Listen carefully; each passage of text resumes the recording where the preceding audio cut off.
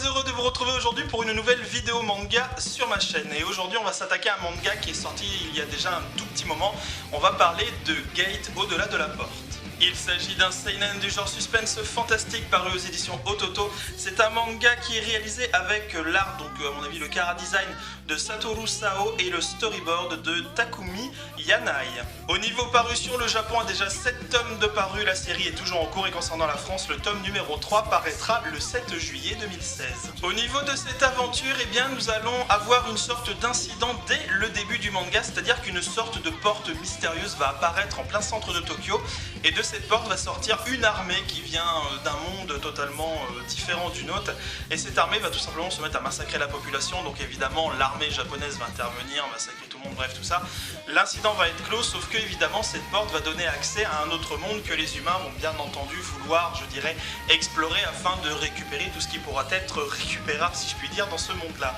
Si bien que nous allons avoir une unité armée qui va être déployée bien entendu à l'intérieur de cet univers grâce à cette fameuse porte. Et c'est à ce moment-là que notre héros principal, donc Yoshi, va entrer en jeu, qui est un fan de manga, voilà, un otaku total qui adore voilà, tout ce qui est les mangas, les univers et compagnie.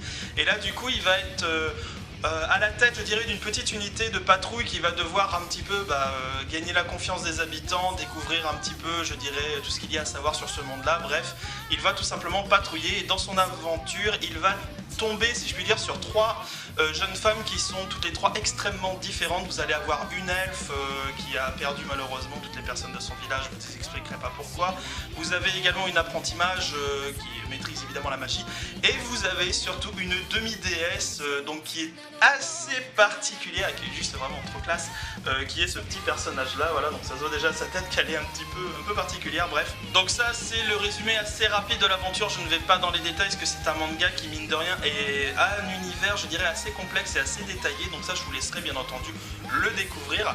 Au niveau du manga lui-même, alors que dire sur franchement cette couverture qui est vraiment super belle. Moi j'aime beaucoup la première de couverture, le dos du livre est comme ceci. Au niveau chara-design c'est vraiment excellent, il y a énormément de détails, les planches sont parfaitement remplies. Honnêtement voilà, c'est vraiment magnifique, on prend beaucoup de plaisir, si je puis dire, à découvrir tout simplement l'intégralité du manga. À chaque fois qu'on tourne une page, voilà, je peux vous montrer n'importe quelle planche, si je puis dire, c'est toujours excellent. Alors mon avis personnel sur Gate au-delà de la porte, alors ce qu'il faut savoir c'est que moi personnellement je l'ai découvert pour la première fois en animé, j'en suis à la moitié de l'anime, j'ai toujours pas terminé d'ailleurs. J'aime beaucoup vraiment l'univers de Gate, je trouve ça vraiment super sympa. Déjà c'est un peu de l'heroic fantasy, vous avez les humains qui vont débarquer dans un monde un peu médiéval avec des dragons déjà, donc forcément c'est génial.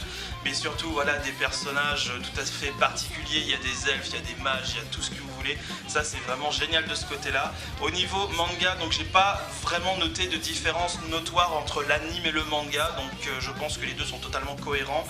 Petite chose qui m'a un petit peu déçu quand même au début de ce tome numéro 1, c'est qu'en 5 pages, tout est résumé entre l'incident avec Tokyo et les humains qui envahissent, entre guillemets, si je puis dire, le monde que l'on ne connaît pas. Et pour moi ça a été beaucoup trop vite, ça s'est schématisé, ça s'est résumé, ça a été un petit peu trop rapide.